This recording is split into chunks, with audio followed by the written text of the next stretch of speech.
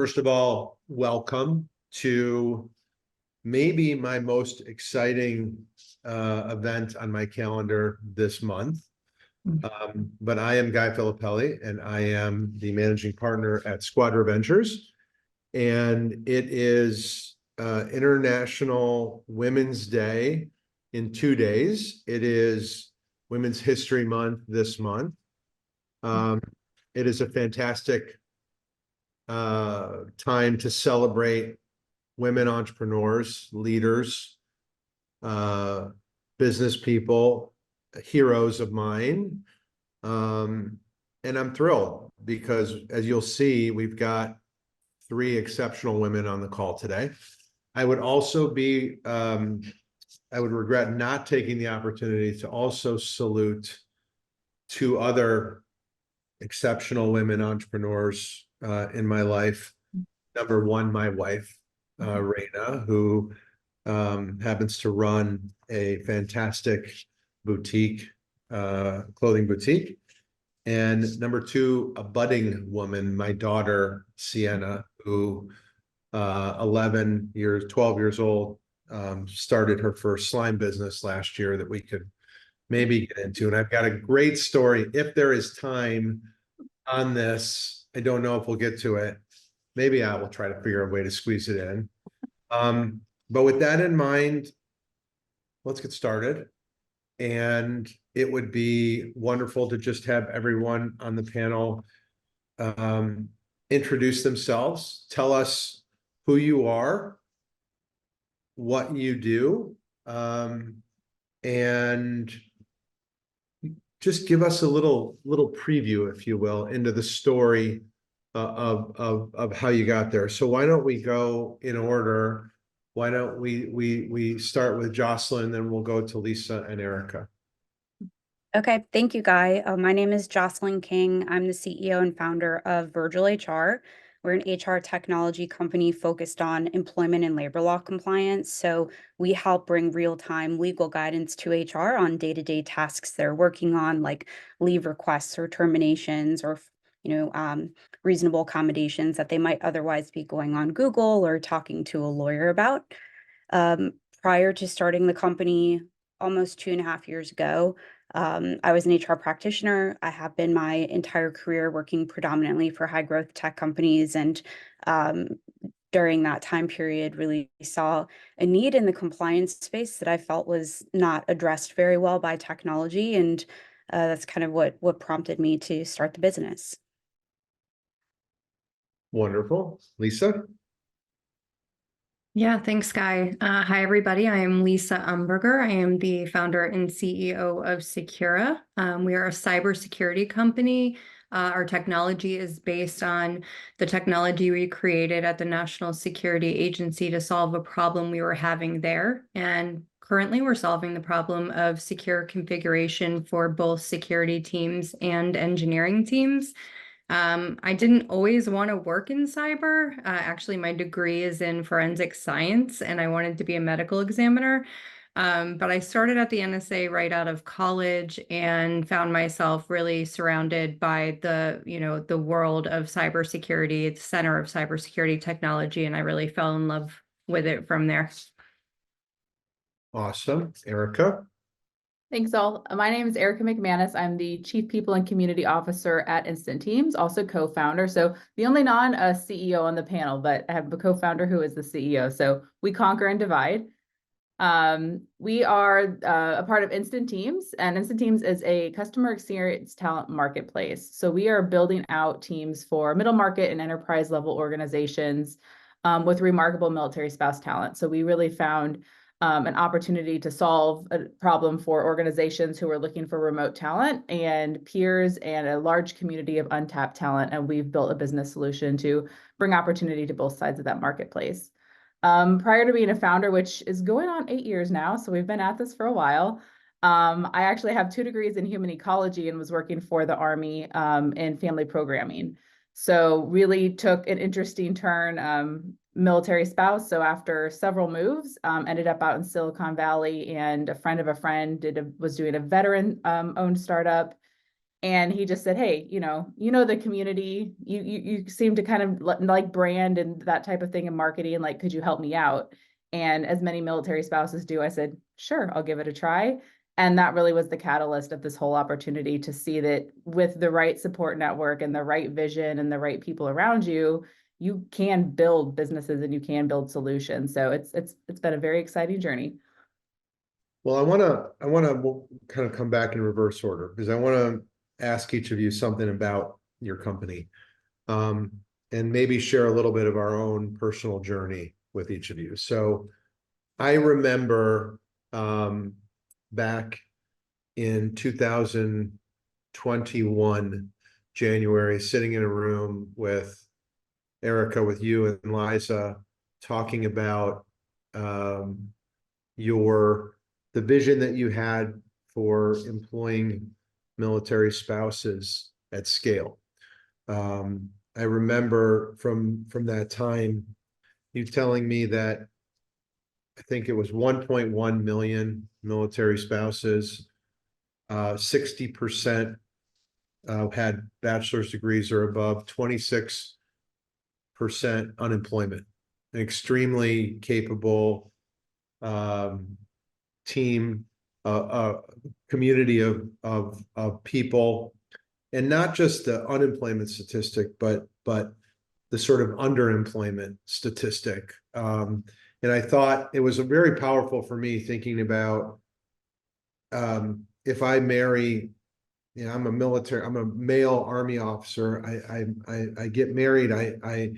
My spouse has been, maybe we went to college together. She's got this phenomenal background in marketing, and we're at Fort Polk, Louisiana, and no one wants to hire her because either there's not a place for her to bring this talent, or if she shows up to the interview and the first question they ask her is, when are you leaving?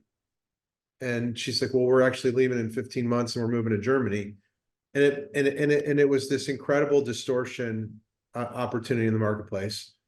And at the time, you probably had 20 to 30 employees that you had, solved this problem for. Yep. Where are you now on that journey? Did I say anything inaccurate? Where are you now over the last few years since we were lucky enough to invest in you and become partners with you? But what's happened to the business, and what have you learned along the way? Yeah, no, all accurate, except I think it was January 2020. And I only remember that because the world fell apart soon thereafter. So, and we were in an interesting place as a remote first organization to be in the world falling apart that needed remote work. So, but no, yeah, I think at that time we had 20 and maybe had placed a couple outside of who we were currently employing at that time. But as of today, we have 435 W-2 employees and have direct hired hundreds more. Which is a lot. Like, that is scale, right? That is looking back from 4 years ago to where we're like, hey, we can do this. We want to do this. There's things that we know what we can do that aren't being done in this space to really, really solve it as a business solution. And we're doing it. And that is very, very exciting. But we're nowhere close to being done, right? That's 430 out of many. And your favorite statistic is we've created our own unemployment problem by, we have this huge talent pool of qualified people, and having to build a sales pipeline and find the right customers to build out those teams. And so each and every day, it is still that velocity that we've got to kick into gear to be sure that we can continue to scale and impact more lives. I'm going to take it over to Jocelyn. You also, as you mentioned, Jocelyn, you are a military spouse. You're not somebody who went to work for Instant Teams. You launched your own company. Tell us a little bit, I think what's really been special about watching you, you probably have one of the fastest time to sale. Like, you've built technology that is so useful and so obviously useful in such a short amount of time that your close rate on customers is some of the fastest we've ever seen. Tell us a little bit about your journey in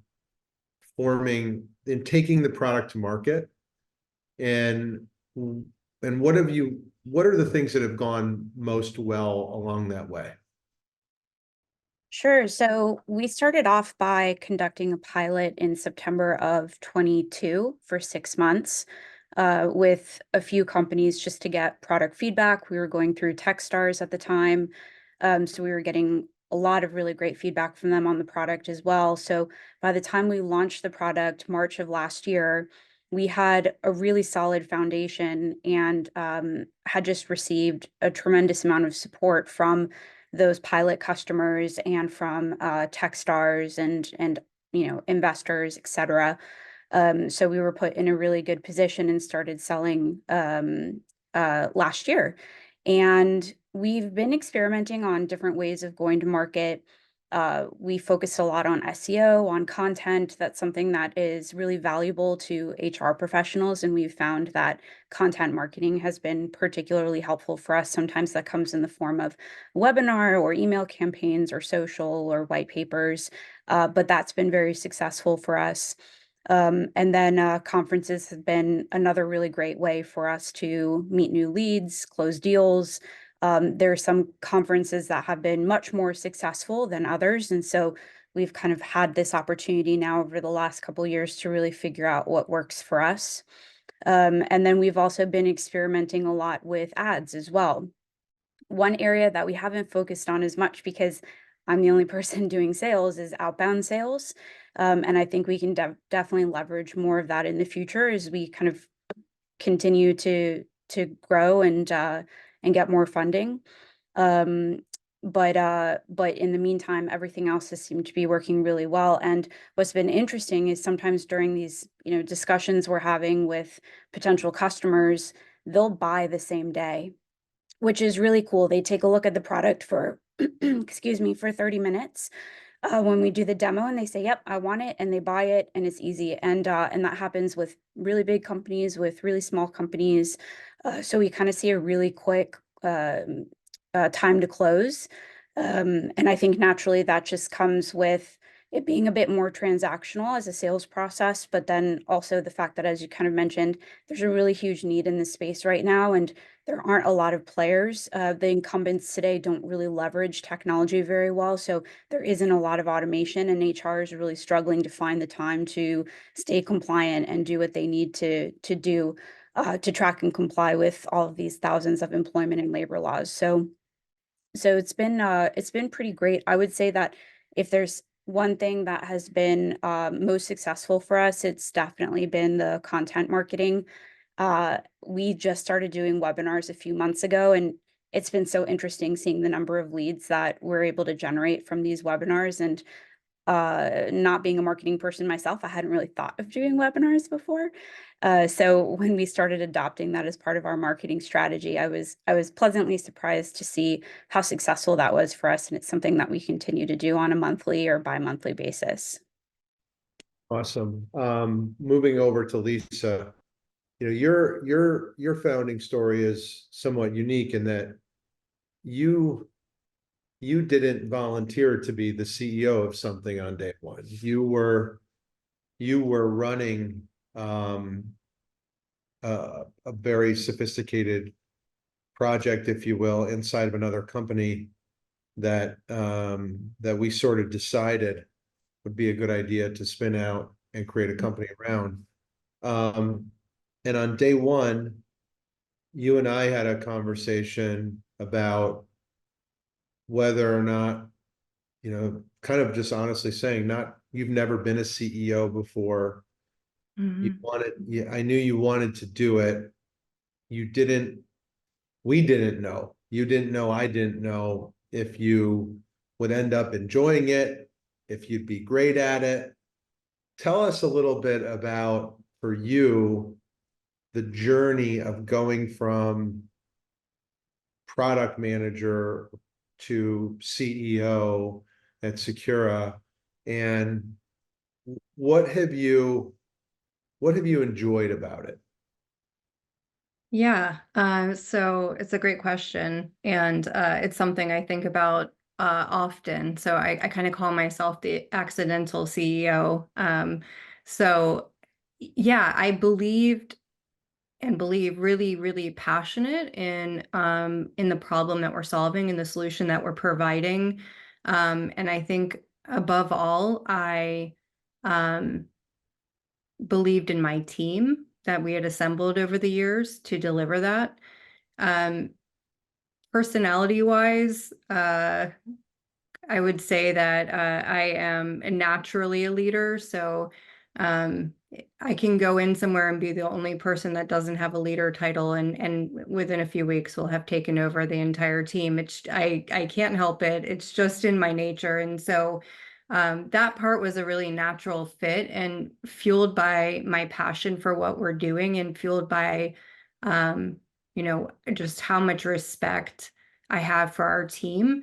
And them telling me honestly that there's nobody else that they would rather have that position than me, which meant, the world to me. And so, yeah, so I became the CEO of a company. And it's been challenging, as every CEO will tell you, many, many sleepless nights. I think what I love and hate about it at the same time is just how challenging it is. Challenged by everybody around me, challenged by myself, challenged by what's happening in the world. But all of those challenges kind of, help me become a better and stronger person. So it's really been quite the journey. I've been really grateful. Again, it's not something I probably would have picked or thought that I could do, but what I'm learning is that, I'm a lot stronger than I thought I was. We're going to get into now what are some of the challenges. And this is probably a good opportunity for me to tell you all a quick little story. So I don't know how many of you I told this story to, but maybe this was a year ago, could have been 2 years ago. But my daughter came home, and I think she was 10 at the time. And she said, Dad, I want to start a slime business. And she had been on YouTube, and she'd been buying slime from these stores for $15 a jar. And she says, Dad, I've done the analysis. I know all the ingredients I need. Here's the list. I need glue, and I need borax. I need the containers, and I need the trinkets and the food coloring or whatever. So, and I can make this for about $1.40 a jar, all in. And I can sell it for about $10, I think. And she looks at me, she goes, Dad, those are really good margins, right? And I said, they're great margins, right? She said, well, look, this is what I need from you. The only thing is, I'd be a lot more efficient if I had a mixer. So I found one online. It's like $200. I know that's expensive. And I need all the initial materials, which is like another $150. I know that's expensive, but here's the deal. I've come up with a deal that I think you'll like. I will give you back 75%. You buy it all. I'll give you back 75% of everything that we sell, because I want to be a little bit motivated to sell even in those circumstances. And then once I pay you back all the money, then I'll still give you 20% of everything I sell in the future. What do you think of that, Dad? And I was like, sounds like a great deal. So we did the deal. And so I bought the mixer and I bought the materials. And the next day I show up in the morning and she's got 16 jars of slime going into school. And I said, you already sold 16 jars of slime? She says, no, Dad, you don't understand. I'm giving these out to people for free to hook them on a subscription model. And this is my 10-year-old. So I'm very excited about this. I go to work, I come back, I'm thinking about this the whole day. I come back that night and I say to my daughter, how'd it go? She goes, Dad, we got a problem. I said, what's that? She goes, kids in my class don't have any money. Now, I think that is a good story to lean into.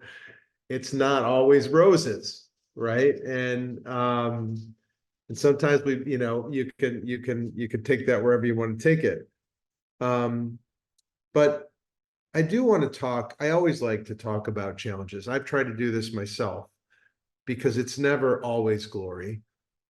What is, take me back. I want to give each you a second to sort of just give me the hardest, rawest kind of emotional scenario you've had to fight through. And it might be customer, it might be people, it might, but your choice, dealer's choice here. What's the hardest problem you've faced in your CEO journey? Why don't we start with Lisa on this one, and then we can go over to Jocelyn and then Erica. Oh man. Okay. I'm going to give two, one from a business perspective and one from a personal perspective, if that's okay. Sure. So, you know, as I mentioned earlier, you know, my team's always been very, very important to me. A lot of them have been with me for a long time as a leader. And, you know, as the CEO, you know, and putting the company first, there are times that you have to make really tough decisions. And so there are times that you maybe need, you know, different support or a different type of person or a different skill to accomplish what you're trying to accomplish. And so I think the hardest thing for me has been, you know, letting people go that don't fit what we're trying to do from a company perspective. And so that's been very challenging, but at the same time, oddly empowering, because I know that I'm putting kind of the company first and the vision and what we're moving towards first. And so that's definitely been challenging when we've had kind of those times where, you know, sometimes it's not the right person at that time, if that makes sense. From a personal perspective, you know, I think trying to balance, and I think a lot of women have this issue, and I'm sure men do too, but I can only give you a woman's perspective on it, is really balancing family, right, with running a company. So I am currently a single mom to 3 teenagers, and who's the CEO of a company. And so trying to balance that all while also like practicing self-care and doing positive things that I need to do for my own wellness, so that I can be a better CEO and a better mom, is a constant challenge, honestly. Always shifting priorities between, you know, the business and my family, and then also making sure to make time to take care of myself at the same time. So I think that's always a challenge. I think it's magnified maybe a little bit when you're the CEO. And yeah, so I think from a woman's perspective, from a personal and business perspective, just that balance, being there for everybody all the time is, you know, is a challenge. Jocelyn? Yeah, I think the biggest challenge that I've experienced personally in this role is probably fundraising. Fundraising is hard and you're doing it all the time. You're, you know, even when you close around, you're still doing it afterward. And it's exhausting and it does take away from a lot of other things that you need to work on. So you find yourself working 7 days a week. And I kind of share a similar sentiment to Lisa that it makes it really hard spending time with your kids when you're in that situation. So, you know, I've been very fortunate. So I have really great investors like Squadra, like Tedco, like Sherm. They've all been really phenomenal investors for us and super supportive. But that's definitely been kind of a challenge that I think I'll always continue to face only because of how difficult it can be and how stressful it is as well, and kind of the market that we're in. When we first started raising money in 2021, that was a whole lot easier than trying to raise it in 2023.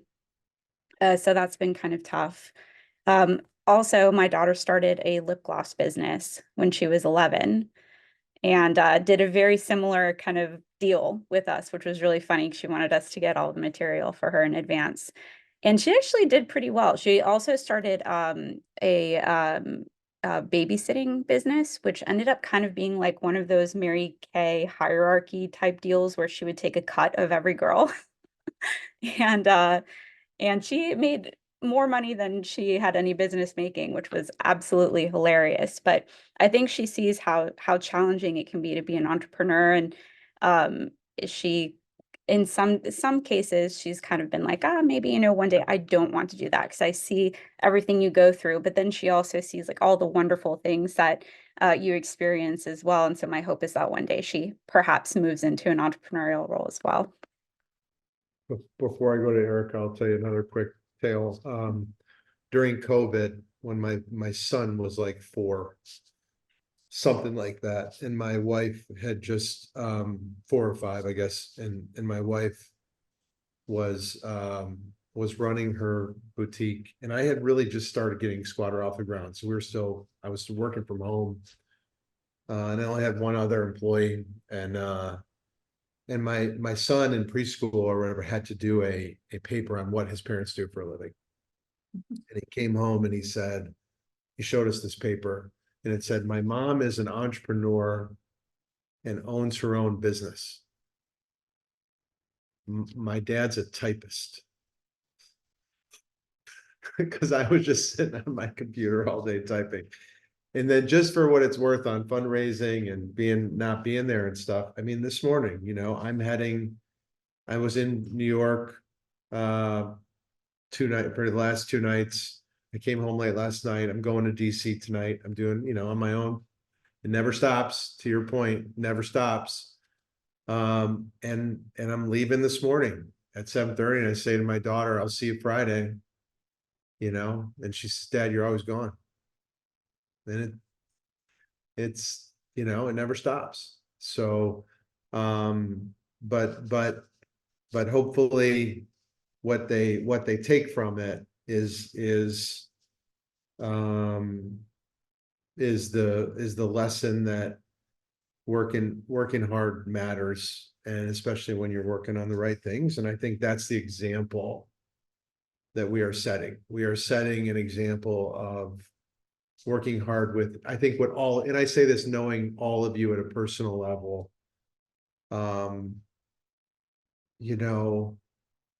was watching an interview about Steve Jobs for what it's worth, who I don't necessarily admire in all ways, right? Just to be clear, but the interview was with Tony Fadell and Patrick Bet-David, and he was talking about some people, really essentially he was talking about how driven people are in life.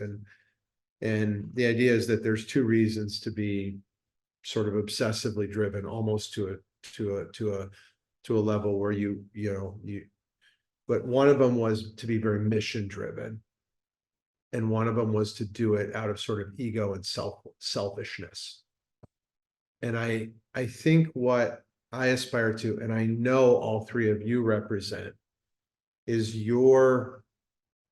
when you are at the crossroads of your business versus your family in terms of time, and you're making those decisions on a daily basis. The thing that all 3 of you have in common is that you do it because of mission, not because of selfishness. And I think that's the example that when passed down to your family, your children, that they are, that is what's respected deeply, right? And sets actually an example, even when in the short term, obviously, it's not always appreciated, right? So we have this long-term versus short-term kind of scenario. That said, okay, Erica. My kids had to do the same thing, Guy, as your kids, and what they wrote down, what they said my mom does for a living is she's the boss. So I was like, I'll take it. I mean, winning, right? Winning. And I'll say, I'll even say this, like what was really quite cool for me to observe. My wife was a very successful wedding planner. She had her own business. We got married. She moved to Baltimore, and we moved to Baltimore. We didn't know anybody. It sort of made it very hard to run the business at that point. She was doing weddings in New York and Connecticut, and she decided to just not have another professional endeavor at that point. And so for the first 5 years we lived in Baltimore, just being with a baby and whatever, you know, we would go to events. I'm the CEO of this company. She's my wife. That was the identity, if you will, of that scenario. When I sold Red Owl, and then I didn't have a job, and I was starting Squadra, and nobody even knew what I was doing. She started her clothing store. It was so cool to go to an event, and for the next couple of years, I was her husband. You know, oh, you're Raina's husband. She's the boss. You know, I'm the unemployed guy, if you will. And so I think that's actually, and we talked about how important that is for our kids, right? And this goes back with my wife to my mother-in-law, and my mother and my wife's mother-in-law's mother, who had two daughters and a son, and said to her daughters, I want you in the boardroom, you know, and anyway. So Erica, the question I'd asked was, give us a tough emotional moment in this journey, which is Instant Teams. Yeah, I always go back to what I call my first founder panic attack. Now, much more dramatic things have happened since year 2 in business, but I always go back to that first experience because I think it allows you, when you have that moment, which everybody has, right? Your brain just goes to like this catastrophic level, like, oh, we're done. This is it. Everything is collapsing. But those now looking back, those smaller little opportunities to know that it wasn't, and how you can fix it, and the people that you can depend on, and how you continue to kind of scaffold your way through bigger and bigger problems, because that is the truth. Bigger and bigger problems are only what's in the future. They don't get smaller by any means. But it was around payroll. So it was year 2. We were probably only running like maybe 10 to 15,000 payroll every 2 weeks. And as first-time founders, we were doing QuickBooks, we were doing the invoicing, and I personally was just handling it like I would have my personal budget, right? Money in, money out. And we got to this point, well, customers don't always pay you when you want them to pay you, right? Didn't know that when we first started. And so we ended up in this good problem to have from a scaling perspective, but a moment of, oh, we have to run payroll. It's, 15,000 and we don't have enough in the bank account. And my brain, for some reason, I just was like, well, I'm going to write our closure note. We're going to post it on LinkedIn in the morning. Like, I just went to this like really like dark, deep place, and then reversed myself out. Like, okay, no, what are the options? How can we fix this? What can we do? This is fixable. This is a good problem to have. But it was the first time I felt my brain break as a founder. And I've talked to other founders about that because I think it's important to recognize that. Because you can go several directions in those moments, and telling the story, you might be like, Erica, that's not very catastrophic. But in that moment, I felt fully responsible for these people who trusted us with their jobs, right? And I had to pay them. There was no option not to. And what we ended up doing was, again, the network and the support around you. I reached out to Mark Rockefeller was an entrepreneur at the point, doing some things in kind of the financial space, and he was the only institution that had given us as military spouse founders time of day. And I was like, hey, I'm going to need a line of credit like by tomorrow at 5 p.m. And I was like, I'm sure there's no way this can happen. He got me online with somebody. We did it overnight. I had the line of credit. We made the payroll. And then we fixed our cadence of invoicing and billing very quickly after that. But those are real things, right? Those are real moments of panic, but solution. And you've got to be able to like walk your brain through those. So a lot more dramatic things have happened since then, but I always go back to that one because it showed me, okay, you can have the moment, acknowledge the feelings, this is what you're feeling, and then, be able to solve from there. One of the things that I always say that I've learned is, what is a crisis and what isn't? And what I've learned in my own journey has been, a crisis for me is when I simply don't know what to do. When I know what to do, then it's just work.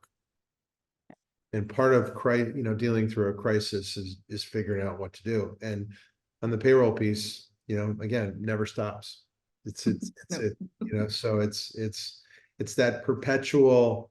I think what all entrepreneurs have in common in a way is that that is probably the cross, if you will, that we all bear along the way. And when you sell your company, which all three of you will eventually enjoy the experience of, I'll tell you that it's going to be a weird feeling when you go to bed that first night and you don't have to worry about that. That is the weight that gets lifted. I want to ask really one more question,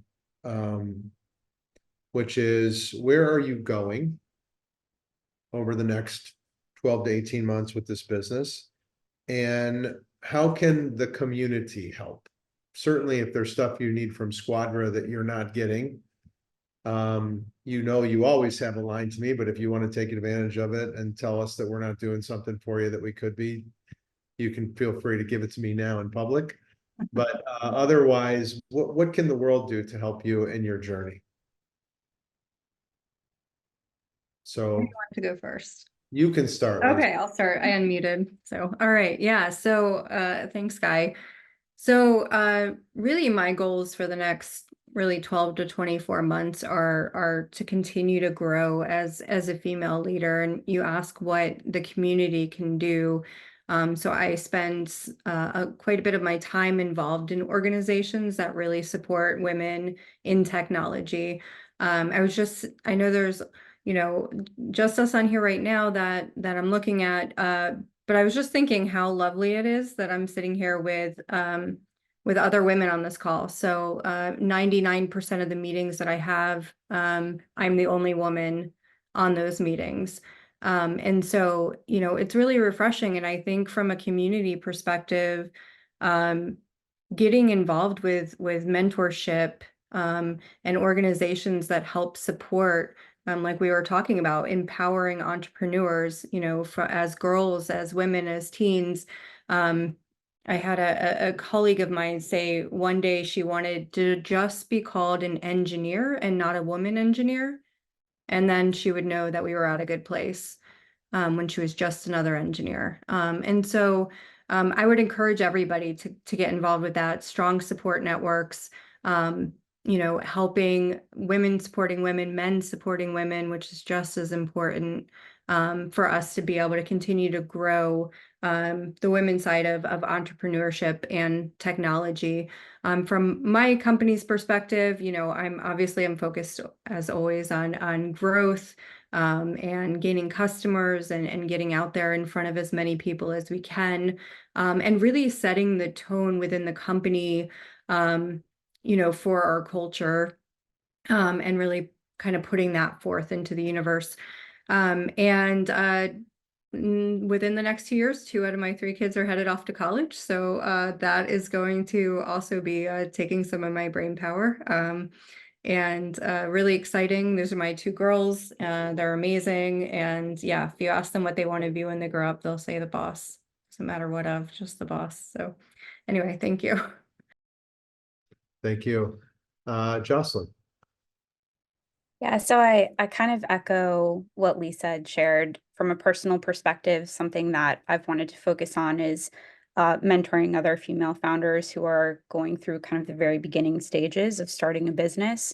I actually just joined as a mentor an organization called the Agora Initiative, which is in the DC area. So I would like to spend more of my time doing that. But from a business perspective, I think we're focused, of course, on growth, but particularly within the partnership realm. We're much more focused on partnerships right now, and we see a lot of potential from a revenue growth side of things through those partnerships. So that will be a really strong focus for us over the next 12 to 24 months.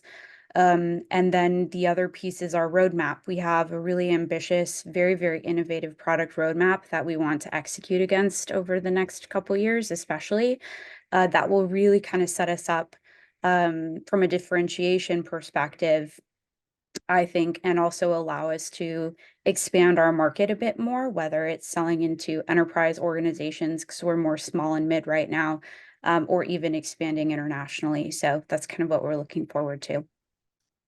And just on that note, I want to come back to Lisa on this too briefly. In terms of customer wise, who exactly for you, Jocelyn, is the buyer?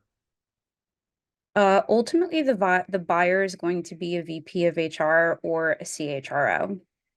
So- And they're going to be at, average company size is about 200 employees, but we have kind of small enterprise, like 10,000 plus. We have really small customers as well. So there is a wide range. So if anybody knows heads of HR at companies that meet that size, you would very much appreciate an introduction to them. That would be fantastic. Yeah. Great. And you are, by the way, contact wise, you're at your email address. I know people can find it, but just let's give it live. Yeah, it's jking at Virgil, VirgilHR.com. Great. And then, Thank you, Guy. and Lisa, before we come back to Erica, your buyer is who? So it's either CISO or like VP of engineering. So engineering infrastructure, platform engineering, that Right. team. And the best way to reach you? Lisa at Sicura.us. Great.